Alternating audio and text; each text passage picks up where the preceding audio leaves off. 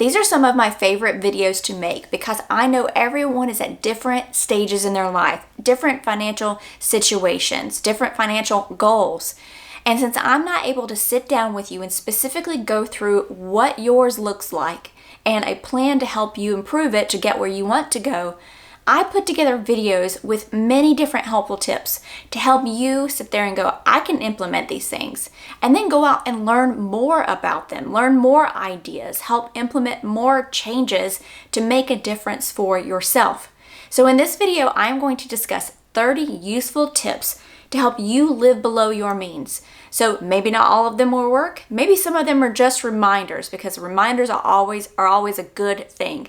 Or maybe some of them are new. Either way, I also want to hear from you. Tell me, what are some new, unique ways that you are saving money that are interesting that you think others would benefit from? Please put those down in the comments below. Number 1, never let your gas tank get below 1/4 full. Why is that? Well, for years my husband told me this, and I never thought to ask why, but one day I decided to ask why. He explained it, and trust me, I am not very car savvy as far as the mechanical version of this, but I did have him explain it to me so that I could explain it to you. Essentially, the fuel pump is cooled by the gasoline. So if the fuel pump is in the gasoline and the fuel is keeping it cool. Well, as the fuel gets lower, less of the fuel pump is covered by the gasoline, meaning it's going to get hotter, which could cause your fuel pump to go out. The cost of a fuel pump currently, I just looked this up, is well over $1,000. Now, it's a heck of a lot cheaper to keep your tank filled to help out that fuel tank, and also PS, you're less worried about running out of gas while you're on the road. Number 2. If you are looking at picking up some new clothing items, then do so during the middle to the end of the season that you are in. So for instance, the best time to buy winter clothes where I live would be between January and March, the middle to the end of the season.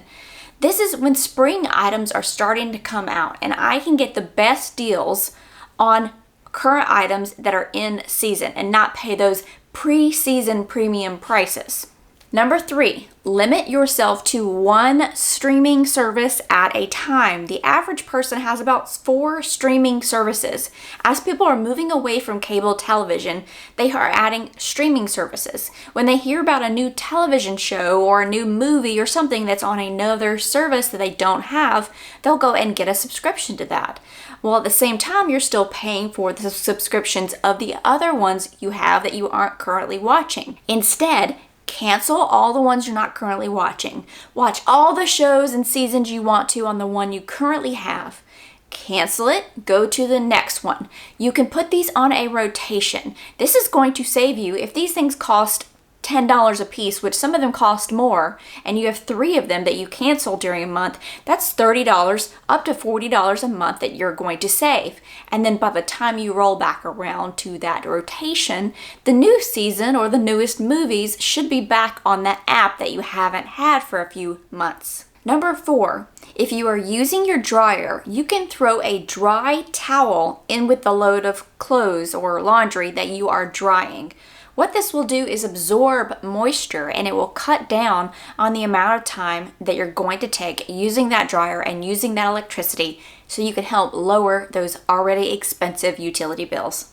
Number 5, always check the expiration date. There are certain things that I know I absolutely need to check the expiration date on. Let me give you an example. Just this morning, I go grocery shopping weekly. And I was in an aisle where they have the same item on both sides of this middle thing in the aisle, whatever you want to call it, the thing that holds stuff. So I was on one side and I looked at the expiration date of one of them, and it said February 23rd. Today, by the way, is February 15th. I usually film videos about a week to 2 ahead, just depending. On the other side, or next to it, I found one that said February 16th, and I thought, my goodness. So I walk around to the front side of it, and I found one that said March 23rd. Hello. So just think, I could have accidentally gotten one that would have gone bad or best by date was tomorrow, or one that's way later next month, just because I took a few extra seconds to look at that expiration date and look around to see if all the others were the same or different. Number 6, when you're making spending choices, whether big or large, especially medium to larger ones, weigh those against your larger financial goals. If you have bigger financial goals, I don't know, paying off your car loan, paying off your student loan, putting money down for a new home, whatever it is, going on a nice vacation, I don't know, putting away for an emergency fund, that's another great goal. When you look at everyday purchases that way in the lens of how this is going to affect those long-term goals, you are more likely to make better day-to-day decisions on purchases. Number 7, for things like insurance premiums, it is usually better to pay annually rather than paying monthly. Now, not always is this the case, but most likely if you pay monthly, you're going to pay a slight charge extra so that they can bill you that many more times. Think about it. It costs them less to bill you once a year than it does to cost them to bill you 12 months a year. Staff, printing, postage, etc. So what you can do is start saving monthly for that premium. If you are already currently paying monthly and you aren't able to pay it all at once, okay, go ahead then, if you can, and get a year ahead. So let's say your homeowner's insurance is $1,200 a year for round numbers. That means you're going to set aside $100 a month. So the next time that year comes around and you can make the decision to pay yearly instead of monthly, you've got that $1,200 set and ready to go. This is what I call a reserve fund. Sometimes you will hear it called a sinking fund. In my opinion, the term reserve fund that I didn't come up with but is already out there is more applicable for this situation. Number 8 is to do a week of pantry challenge cooking, similar to Food Network challenges, which are one of my favorite types of TV shows. Any of those Food Network challenge games I really enjoy because I actually get cooking ideas out of them, ways to cook better, more efficiently, more flavorful at home. So if I'm going to watch TV, it's probably going to be one of those. But basically, you're taking the same idea. You've got these challenges where these chefs are given these random ingredients and limited time, and they have to make something creative. So you can do the same thing. It's a fun challenge just to sit, look what's in your pantry, your fridge, your freezer, and say, what do I have? And try to make meals out of what is already there for at least a week. Number 9, this helps stock those areas so that you can do that challenge. But when you have pantry staples, and usually what people know what their pantry staples are, they're the things that they use on repeat. Buy those in bulk or when they're on sale. When you see them at a great price, stock up on the things that you know you use on a regular basis so you can build that pantry out. Number 10, check your doors and your windows. Not first to make sure they're locked, because that's always a good idea, but for what I call bought air leaks. The air that you're paying to heat and cool, which is slipping out of your house and you don't want it to.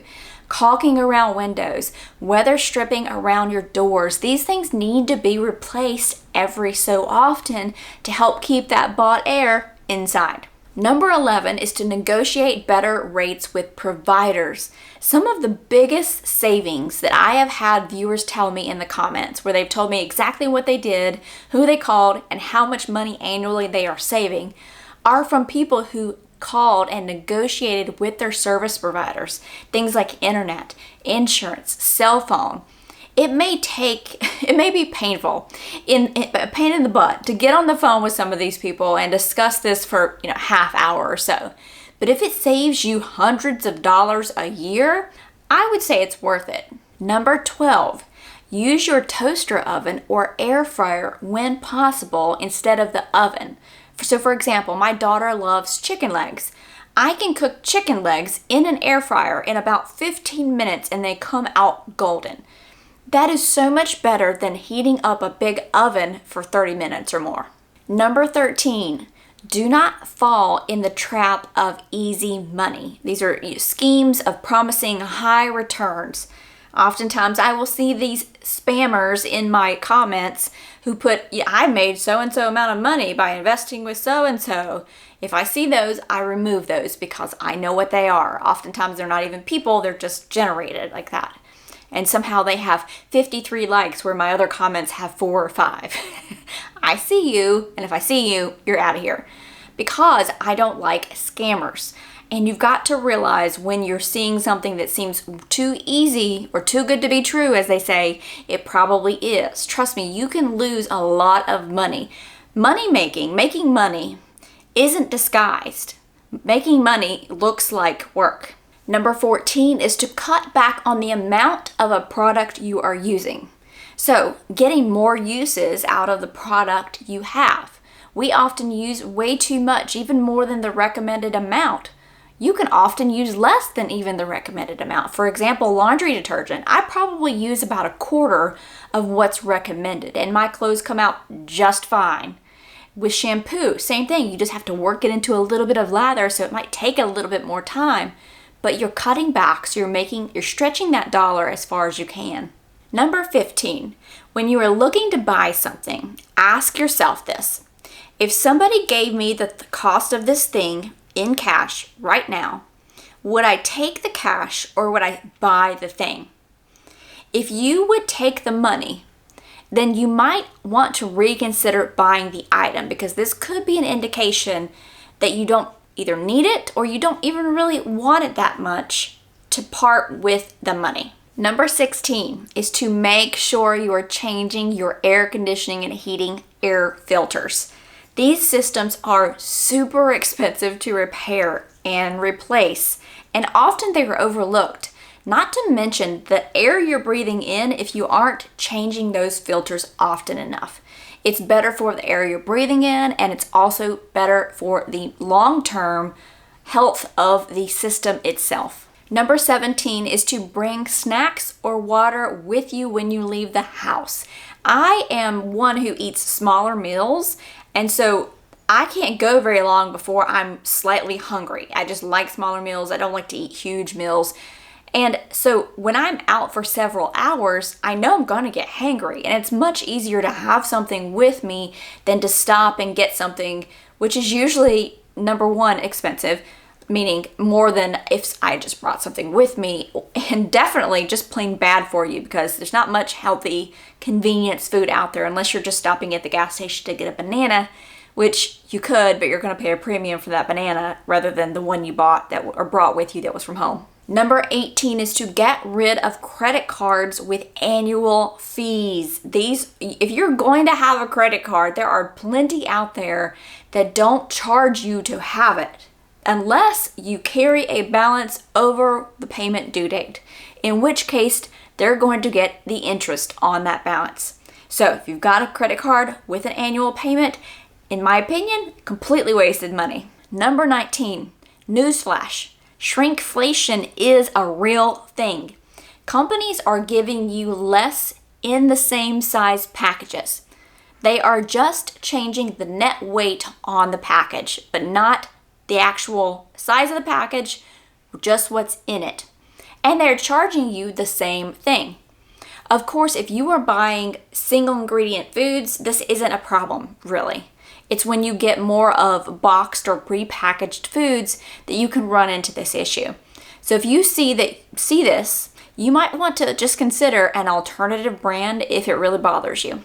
Number 20 is the item that got me in big trouble in my 20s, and it was those credit cards. My tip here is to stop using them if you tend to spend more than you would if you had been using the cash you had on hand. Or 2, you can't pay the balance off at the end of the month. Credit cards are some of the easiest holes to get buried in because credit card interest is so huge.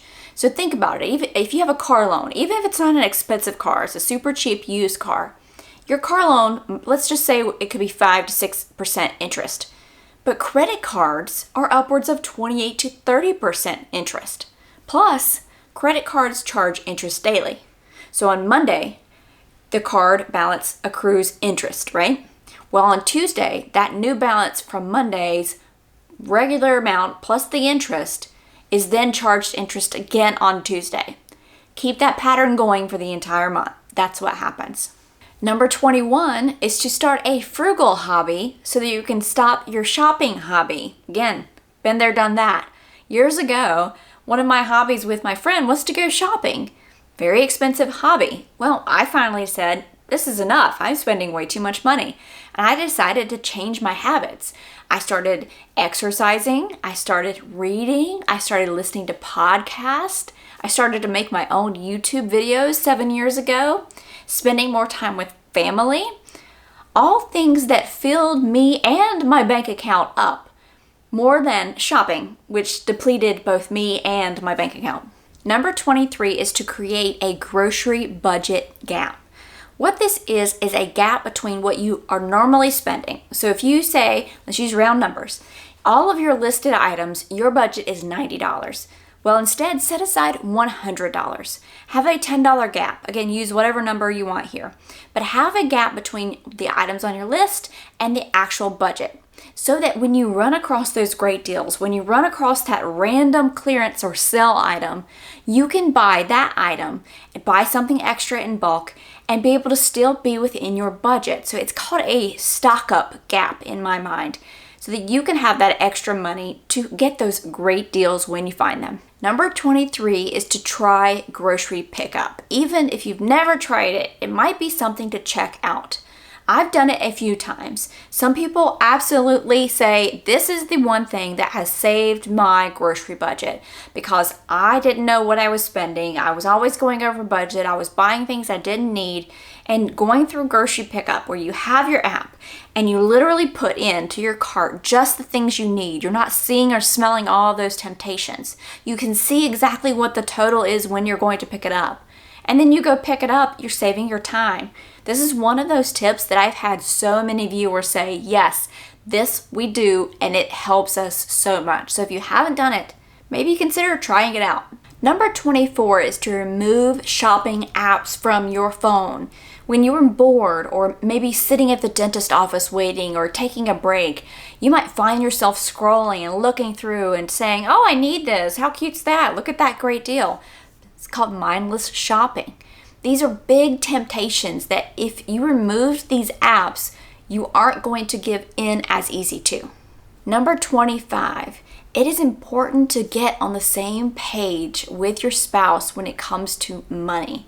I often read in my comments something along the lines of, if I could just get my spouse to stop their spending habits. This can be a very serious issue in relationship. And I'm not trying to give you relationship advice here. I'm just saying when it comes to money, it's one of those things that's worth sitting down and getting on the same page about. Sitting down and having an honest conversation, an effort to sit down in a loving, kind, and non-judgmental way and really talk about it. Number 26 is to automate some bills if you can. Oftentimes you actually might be able to save. For instance, on our cell phone bill, we have it automated and we save $10 a month. The key here is to have a cushion in your account so that you know when the money comes out, it's not going to overdraft it. This is also why budgeting is so important, because you are knowing what you're spending, the income coming in, what's going out, so that you're not worried about those automatic payments taking your account down to nothing or below nothing. Number 27, if you don't ask, you can't save.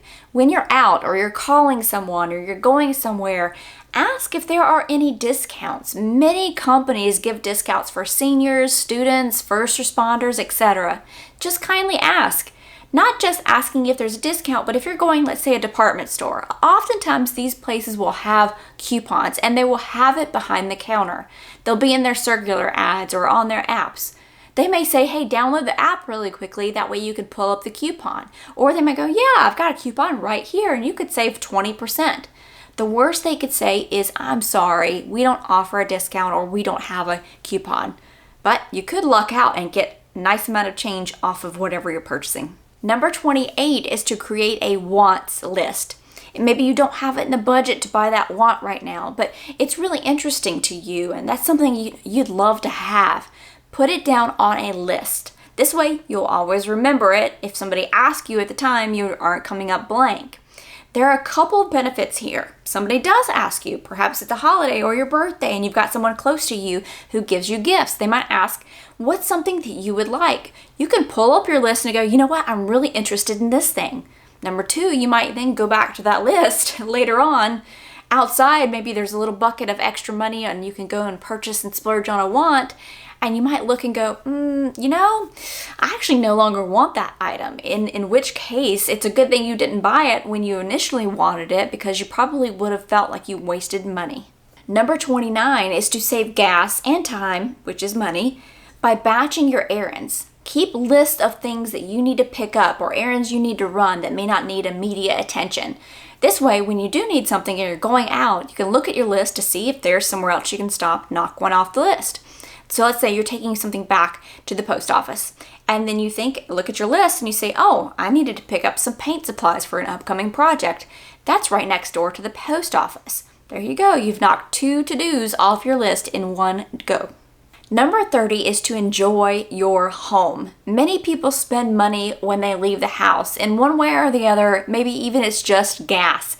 Make your home a cozy, inviting, enjoyable place to be. Now, I'm not saying to be a hermit. I'm saying you don't always have to be going and doing something. Don't forget to let me know down in the comments. Give me some great ideas of ways to save money. I would love some new ones going into this year. I hope you enjoyed the video. If you did and you want to help out my channel and help share this information with other people, you can help doing so by clicking on that like button, and you can also hit the subscribe button down below. I hope to see you again here soon.